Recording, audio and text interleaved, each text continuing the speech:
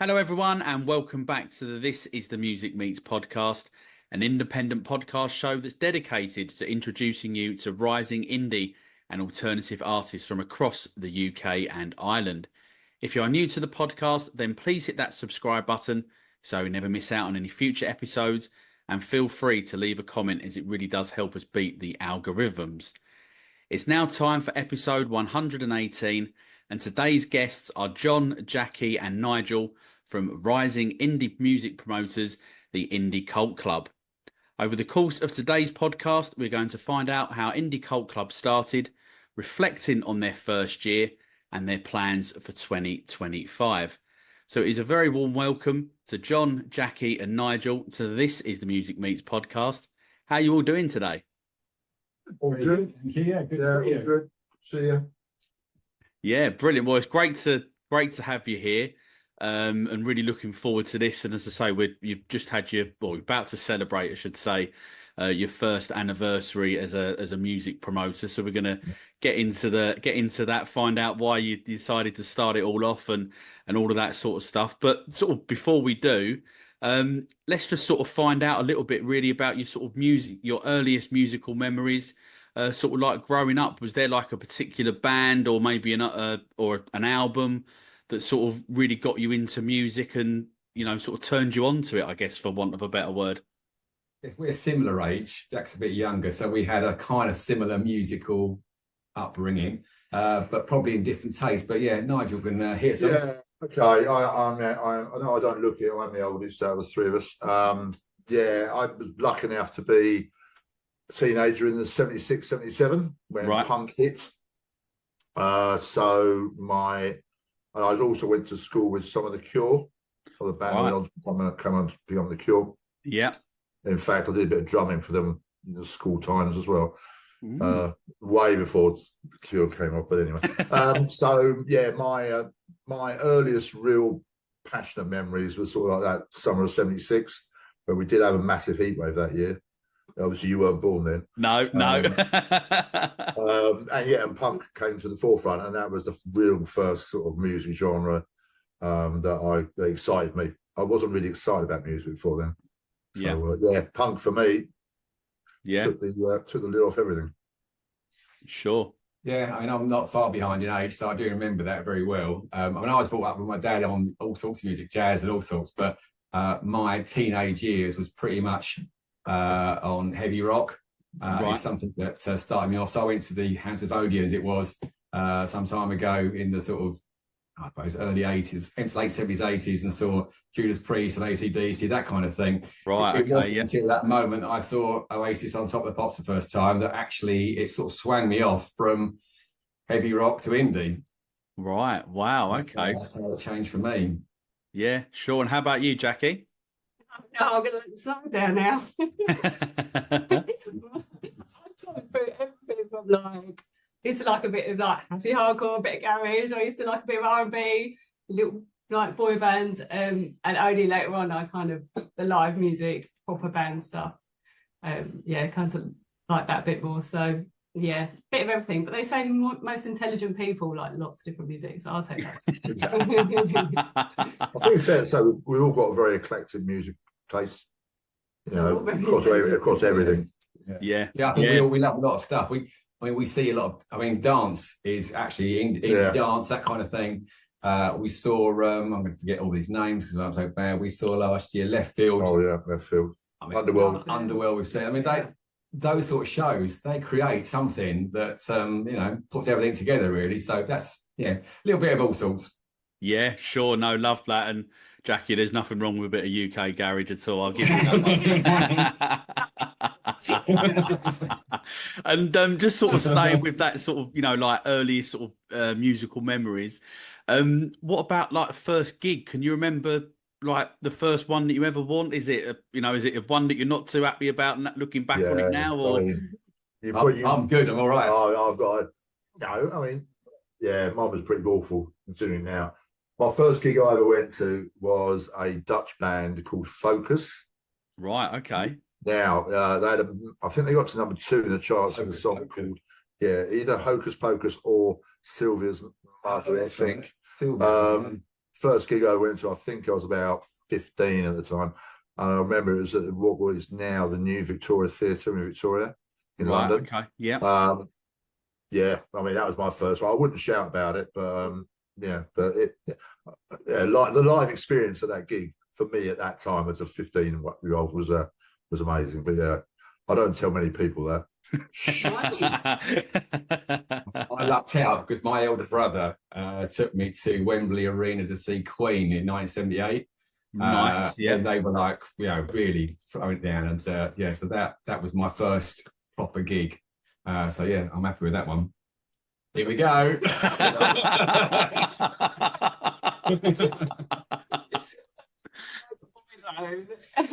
In Oxford, I follow, but it was with my sisters, and we had a really great time. I was only about 11, so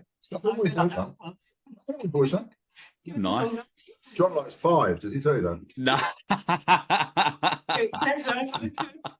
Pleasure. It's all coming out now. Look at this. Look. So obviously we're gonna come on to Indie Cult Club in a minute, but I think it's fair to say there's a fairly hot topic in the music industry at the moment.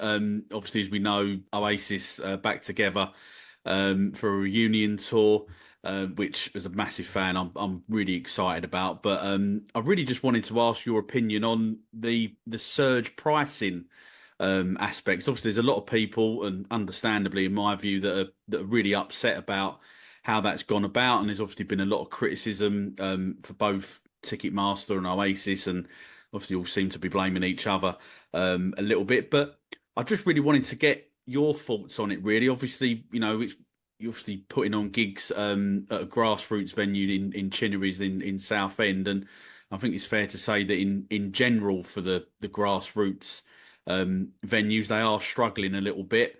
Venues closing down and all that sort of stuff. So yeah, when you see tickets that initially were maybe on a little bit on the high side, then suddenly almost doubling in price, just what's your views on that? Yeah, we don't have a lot of people taking a slice of our ticket, whereas I guess Oasis have got all sorts of people taking their piece of the pie.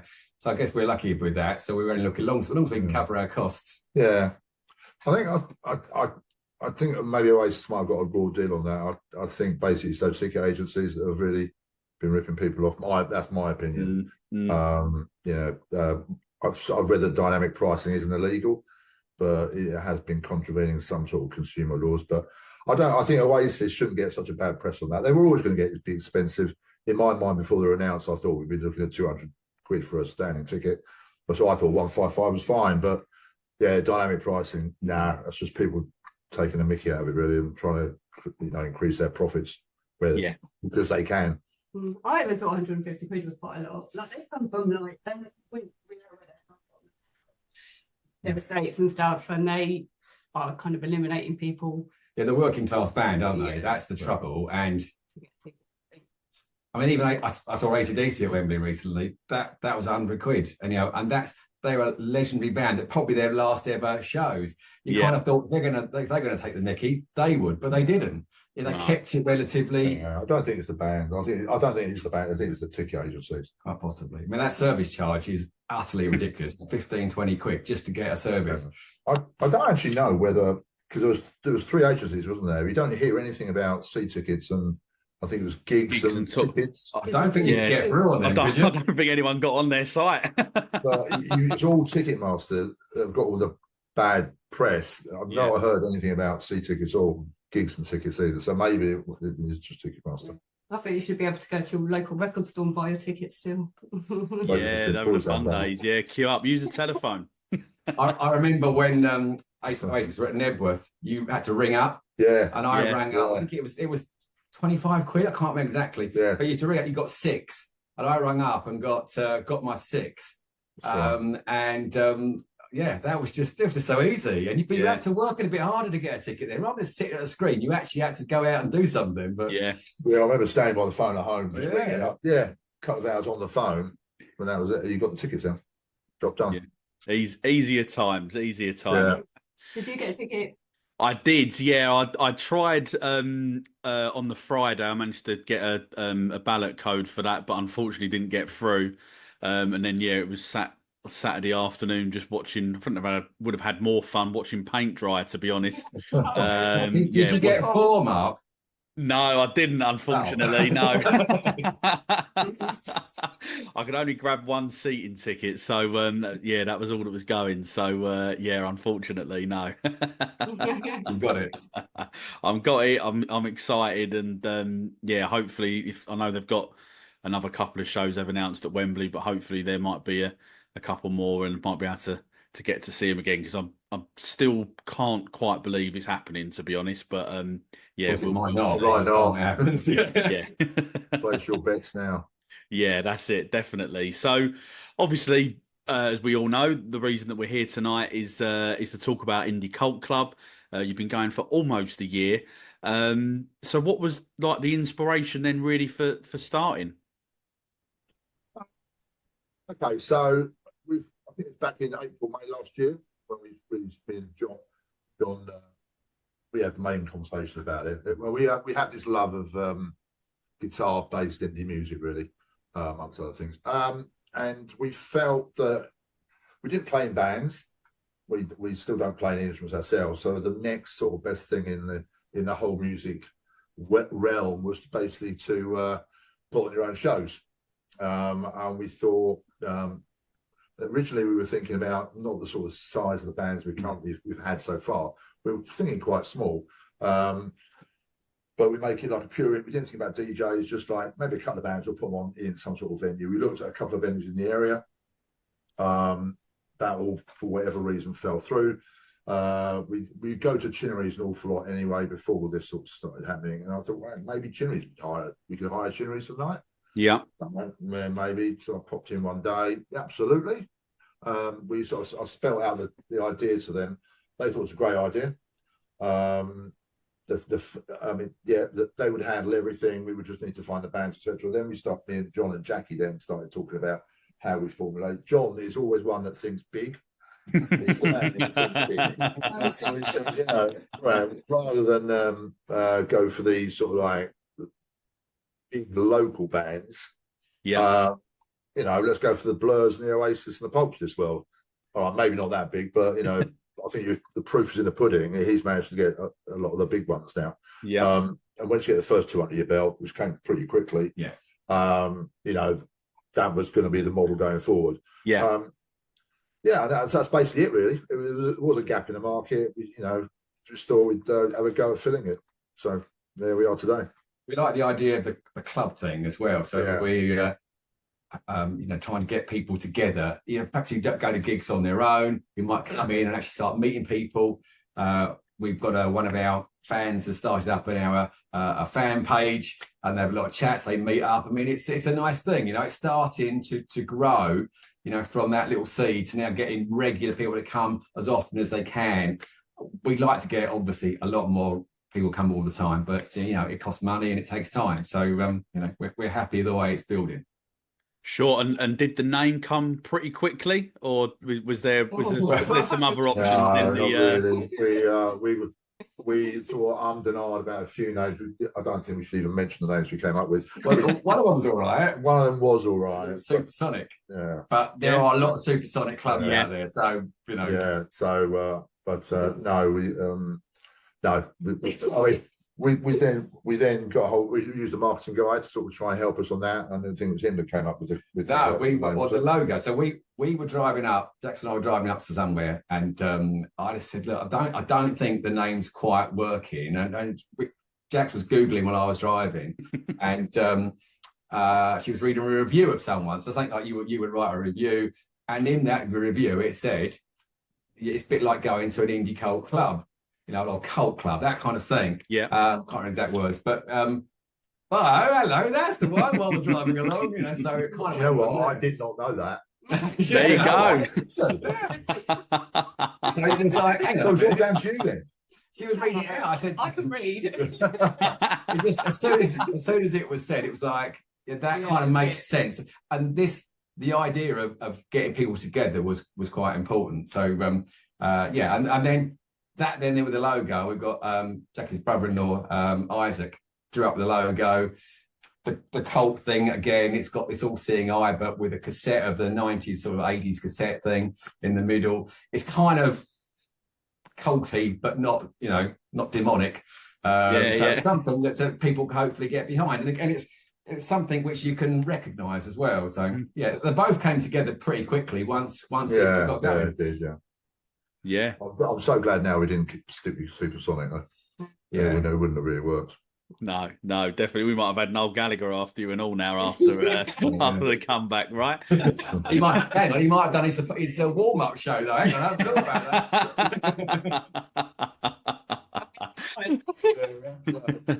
that.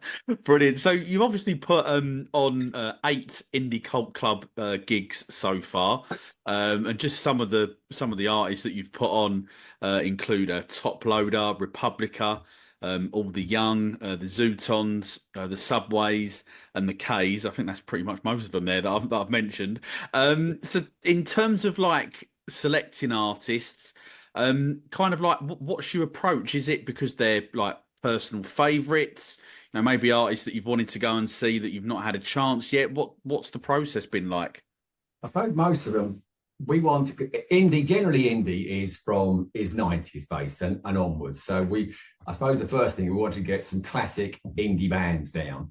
So that was our first thought. So then you think, I'll ring up Cast and get them come down. That, you pay the fee and they'll come down. Of course, it don't work that way, as you know. They then say, well, hang on a minute, they can't tour then. And you think, hang on, now I've got a bit of a problem. Now everything's got to fit in around a tour or something. It's very rare you can actually get a band just to come down and see us.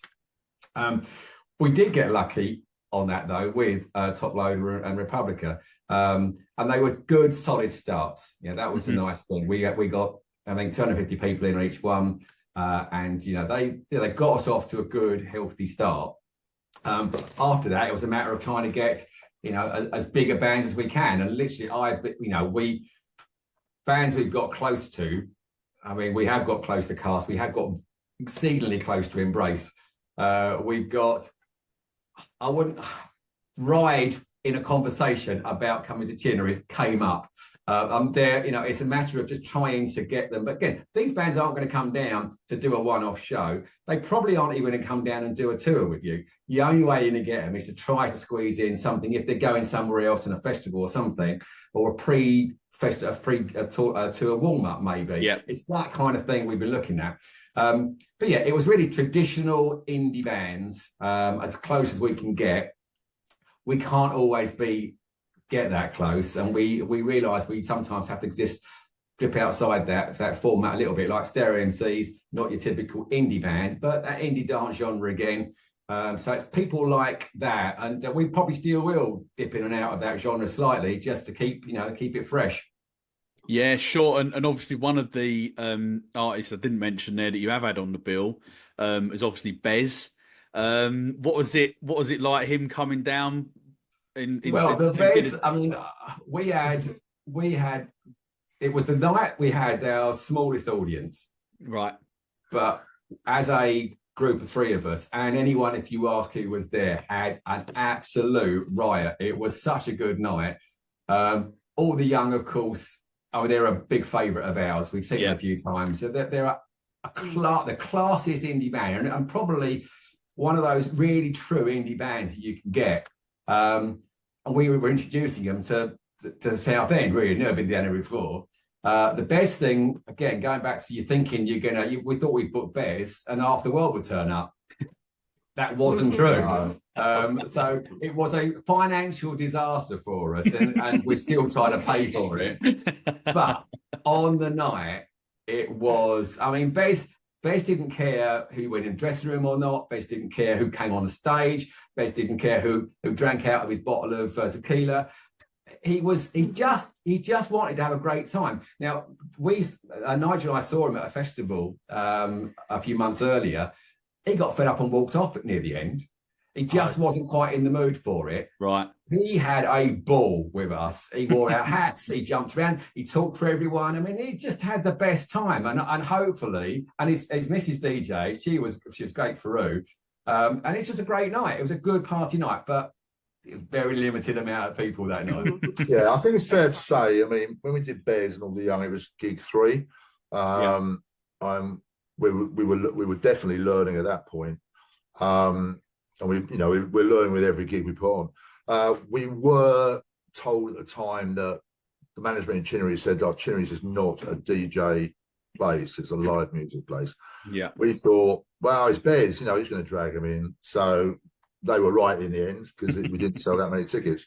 But so we've learned from that, and we probably wouldn't do that again. Have a DJ as a headliner for that reason, because it doesn't work at Chinnery's.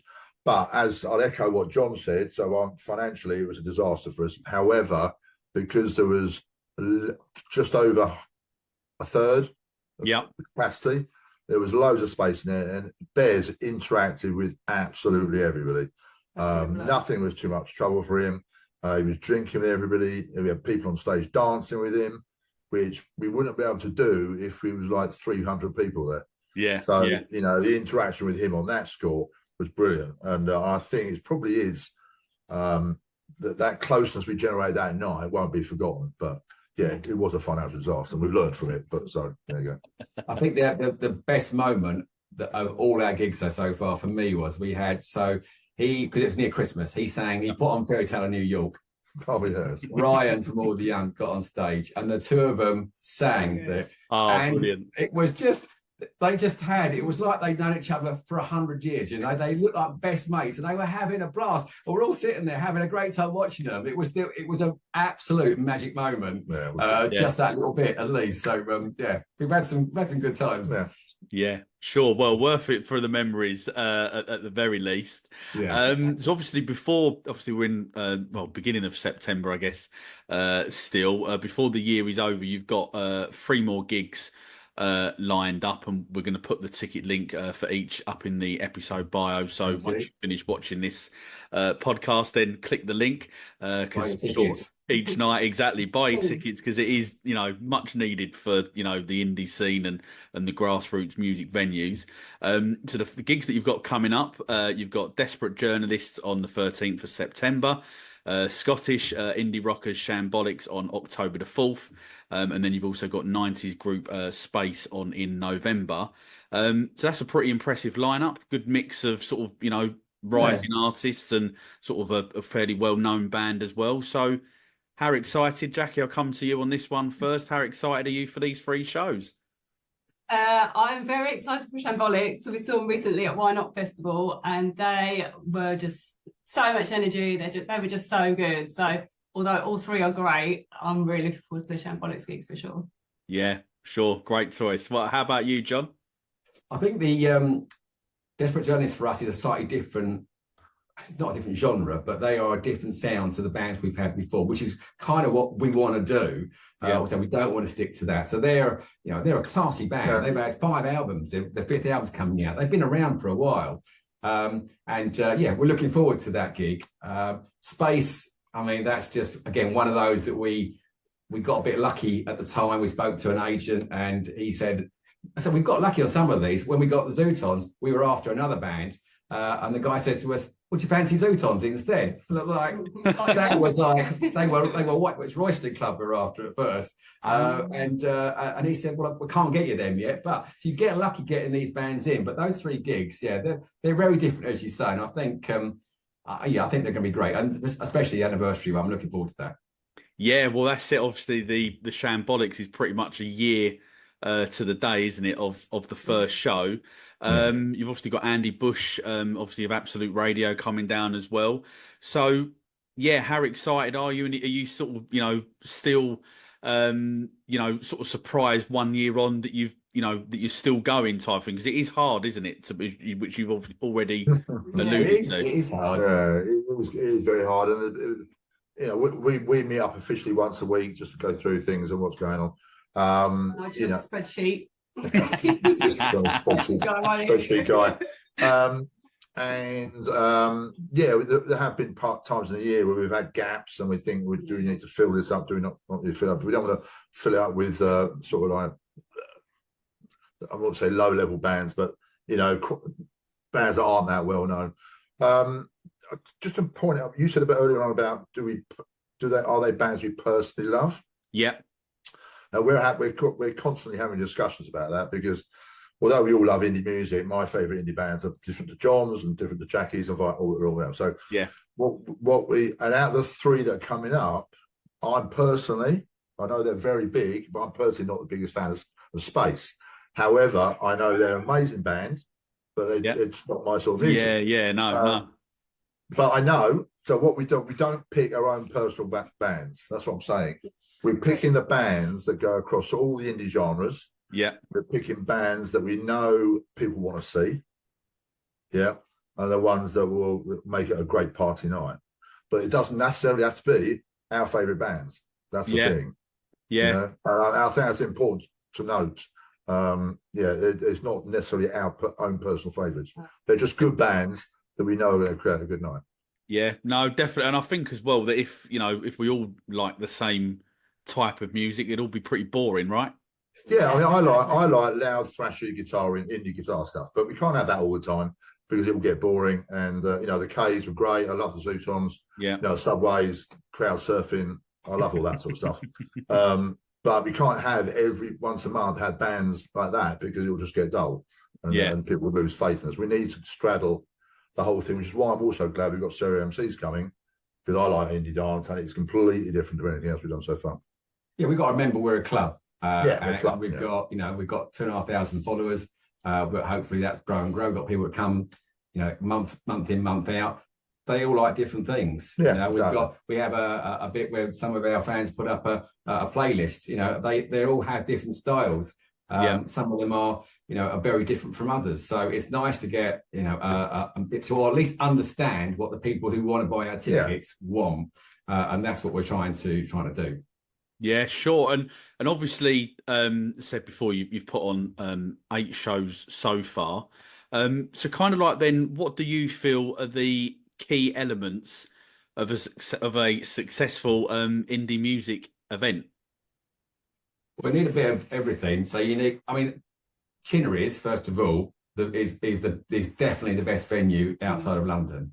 It's the coolest venue. It's a great sized venue. The people that work there are outstanding. So they know what they're doing. So that's the first, I suppose, element I think it's important to shout out there for Chinnery's, because we couldn't have done this without them. The amount of advice and guidance they've given us, and that's there's a lot of them there have been invaluable. We couldn't have done this without them.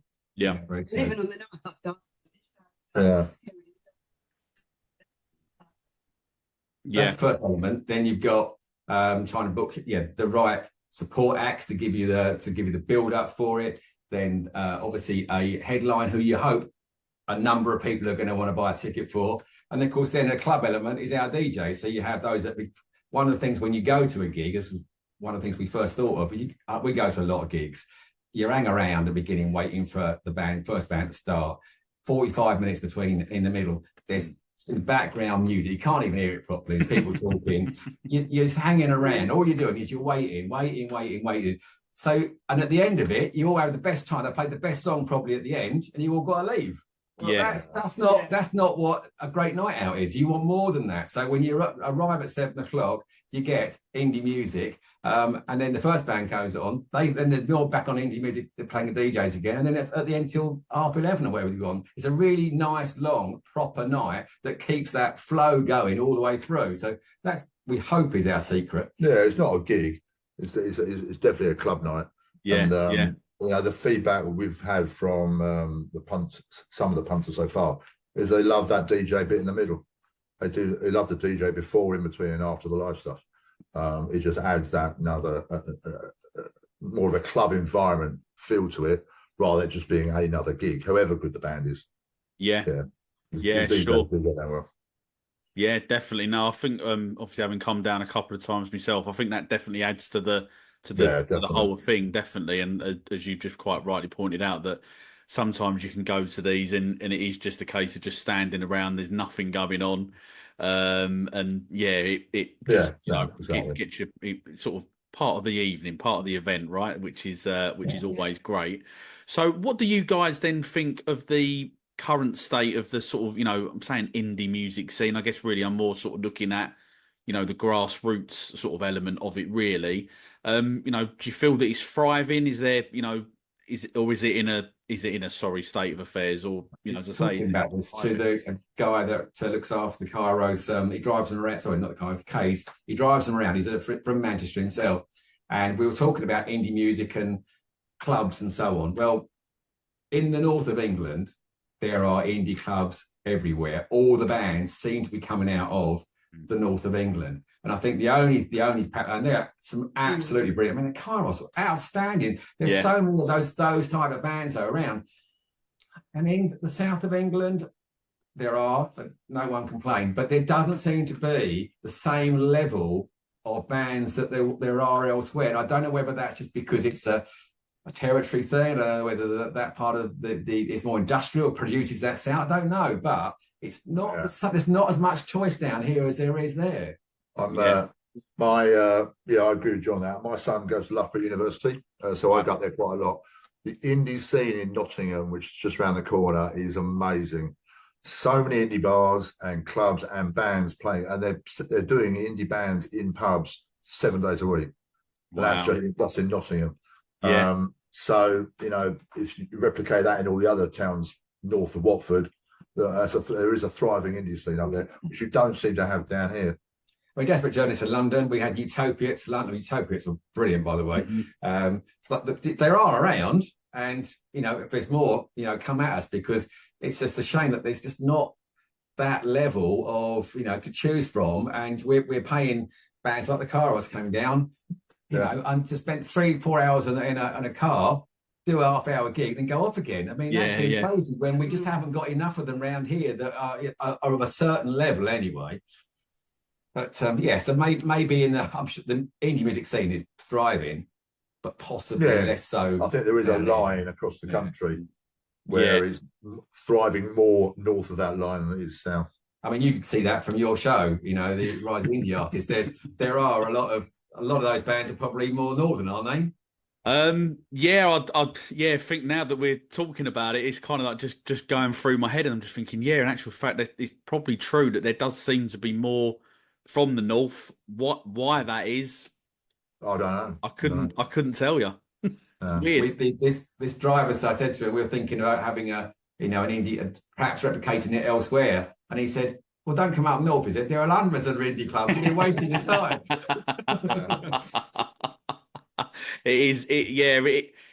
I don't understand it, but then I think if you then start looking through probably like predominantly the history of music, without going too in depth into it, but you think sort of, you know, we were saying before, like about the 90s, if you think the bands that were emerging in that sort of era in particular, you know, the Oasis, the Charlatans, Stone Roses, the Lars, you know, Pulp. I'm sure I've missed some there from the north, but compare it to the south, struggle. Obviously, Blur's an obvious one, but I can't really think of too many others. I think there was that time, wasn't there, when bands came to London because they wanted to make it.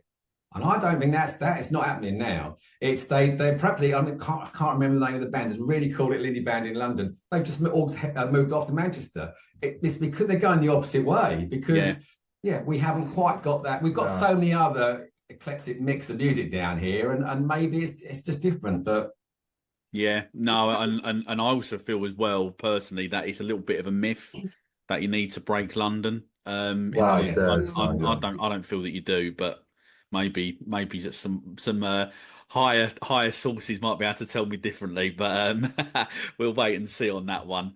So I want every. Did you want to throw in?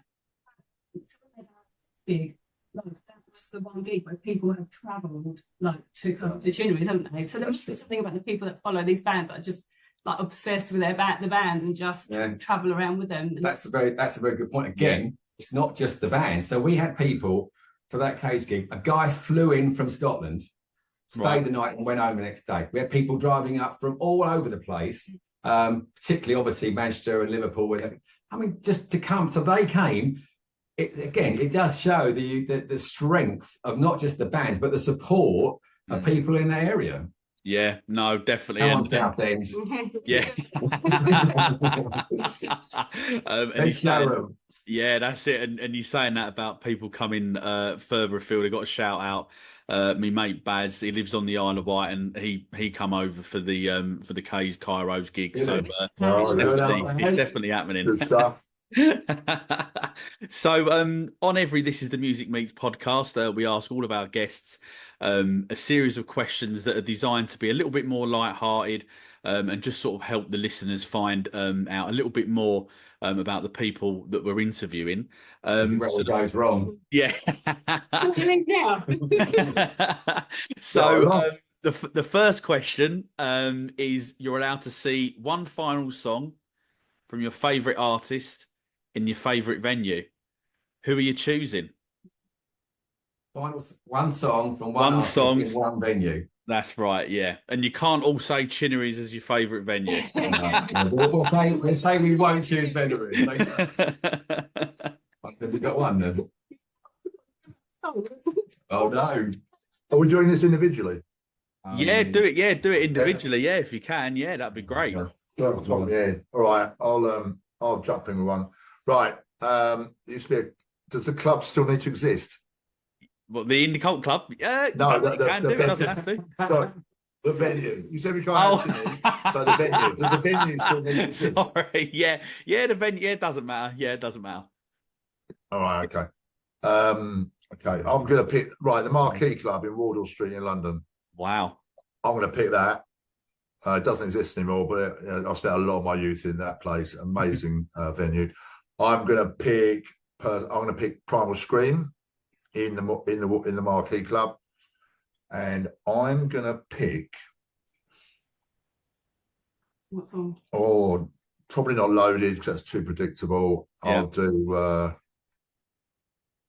I'll do Come Together.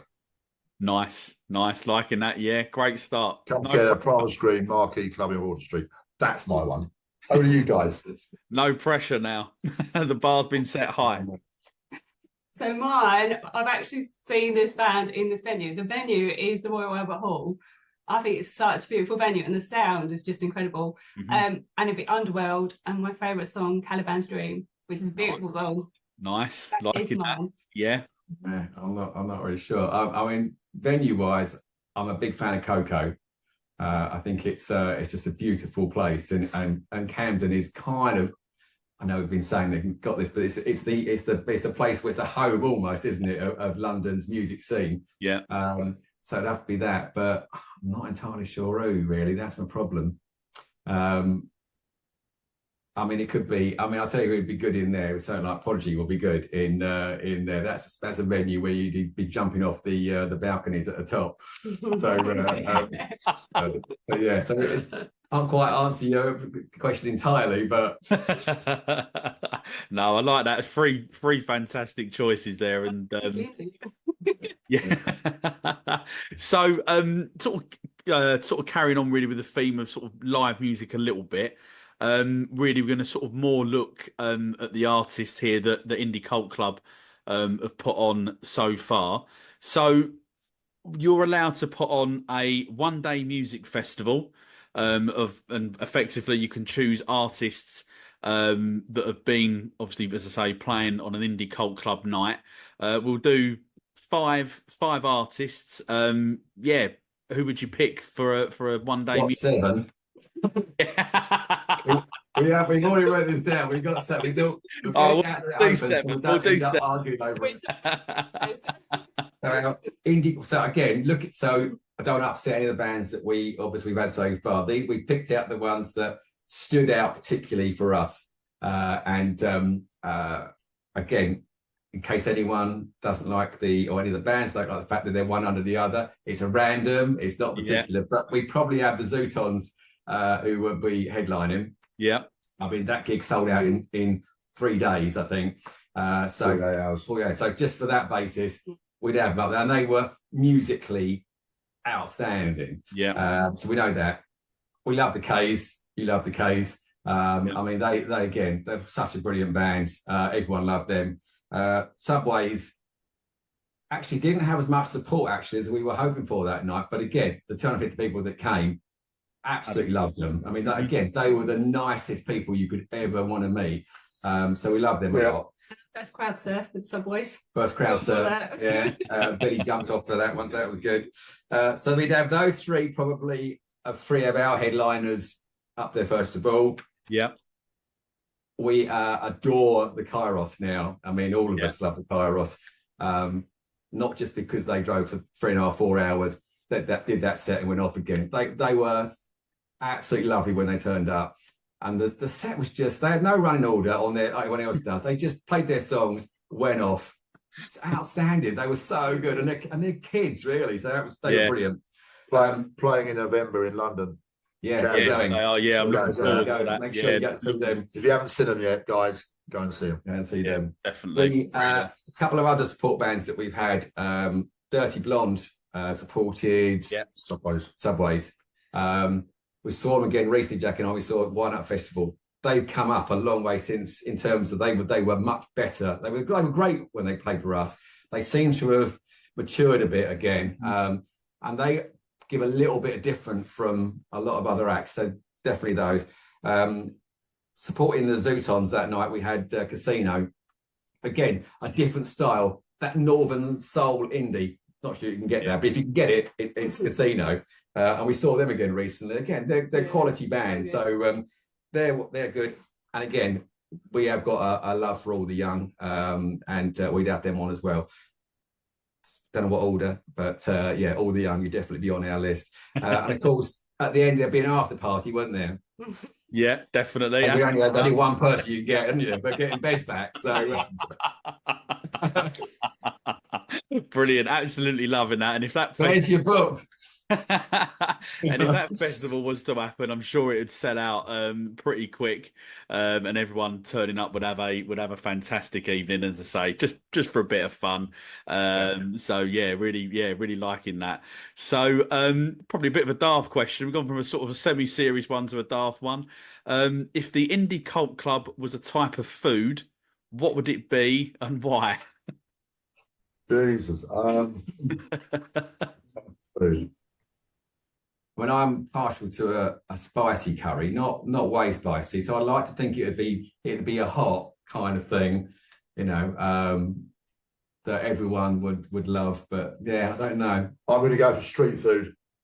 Anything street food, because indie, by the definition of the word, is independent from the norm. So rather than going to a restaurant, street food on the side. I like that. That's good. There's a theme with Jack, you can tell, can't you? Love it, brilliant, love it. Let's go for street food. I'll have to do that. So, what's the funniest or maybe the weirdest thing that has happened at an Indie Cult Club gig so far? I don't know. Well, see, maybe one you can't talk about. One or two. We don't want to let. We don't want to, because some of these bands follow us, so we don't want to be. We don't want to say too much. Well, what's funny things? What was the straightforward funny thing?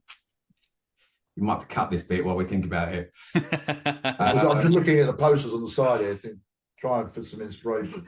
I do know something. So we gave one of the K's, was it Ryan? One of our T-shirts to wear on stage, and when he didn't wear it on stage, his face. It was so possible. Yeah, Ryan, you still owe us that. So he came up to us in rehearsal and went, can I wear one of your T-shirts on stage? I said, oh, right. Brilliant. So he came out in a shirt. And so if you're watching this, Ryan, you can somewhere, when you're at Glastonbury next, you wear our T-shirt, please. That's a good one. There's another thing, actually, I found, well, I think we've all found really strange. When we're new to this, rock and roll, indie, it's like dirty and grimy, etc. So when we get the riders in from the bands, right, the number of times we get this sort of stuff is higher than you would expect. But bands will have, we'll have some hummus, please. And we'll have some chamaslata. And we'll have some lovely pita bread. Organic, yes. And can you do it with wooden forks, if you want to save the world from plastic? And which is great. Yeah, we do, but it's not rock and roll. So no, yeah. whenever we get the whenever we get a rider in, we look at it and we have a little giggle at some of the stuff that's on there. We have Haribo, one packet of Haribo Fantastics, one packet of Jaffa Cakes for a 7-piece band. Yeah. So yeah. I think instances or situations. I don't think there's anything really funny, really. I think some very memorable ones that we can't talk about. But we had, I think we had the really nice moment is we had Casino, who again they drove all the way from Liverpool to support Subways, not Casino, sorry, Dirty Blonde, and they stayed and got quite nicely hammered, and they joined everyone in the mosh pit. For Subways, that was it was a funny moment. It's a great moment to see them do that, because some of the bands want to have a good time and some of them, less so. But yeah, sure, okay. So, what then are the plans for Indie Cult Club in 2025? Well, we started, of course. We've been very, very happy we got Stereo MCs. Yeah, I mean, did that one. That's pretty near close to being half sold out already. So that's and we've seen them. We saw them last year at a festival. We saw them obviously at the Cliffs recently. In Chinnery's, that is going to be so good. That is made for that sort of music. It's going to be absolutely awesome. So that's definitely one to get in. We've got another announcement coming up end of the month. We've got 2 other bands penciled in that we're just waiting on, really. One of them will happen, which is a really exciting one we've been waiting to get for ages, actually. And we've got another band who we're trying to give, perhaps less well known, but again, very exciting that just been waiting on. So after that, again, it's just, thankfully for now, bands are now coming to us, which is good. Someone told us this a year ago, said, when you get going, you'll get bands come to you. And we didn't really think of it at the time, but bands now are saying, look, would you like to have this person or that person? And it's just trying to make it work, really. But financially, all this has got to work. You can't keep going on with this, but it's not necessarily about the money. We're having a great time doing it. We're doing things like this. We're going to see bands that we wouldn't necessarily have seen. We're meeting the rehearsals and the sound checks. They're the best parts of the day for us. So we're getting a lot out of this, and it's been really enjoyable. And we just hope we can get more and more bands down. So there's a couple of bands we didn't get last year for festival warm-ups that are really, really hoping we will get this year. And if we did, that would be great. So yeah, sure. Well, it certainly sounds like it's going to be first of all, busy end of the year, and obviously a very, very exciting time for 2025. But before I do let you go, one of the things that we've been doing on our recent podcasts, we've ended the show with a song from our guests that we've had on. So on today's show, I'd love it if the Indie Cult Club could choose a song from one of their favourite artists, or maybe someone that's coming up on one of the future shows. So yeah, who are you going to choose tonight for us? We decided on the Shambolics because we're all big fans of them, as you are. Yeah. But unfortunately, this podcast started before we could actually pick. I think we were down to 2 songs. If we tell you which 2, do you want to pick the one? All right, go on then. We'll do that. I'll meet you in the middle then. Let's get this right. Yeah. Hold on, let me just get this right, and then I'll. Oops. The Sharp as a Razor is one. No, it wasn't. No. Oh, no. Can we choose that one? Oh, that is a tune, to be fair. I do love that. No, I think. Hold on.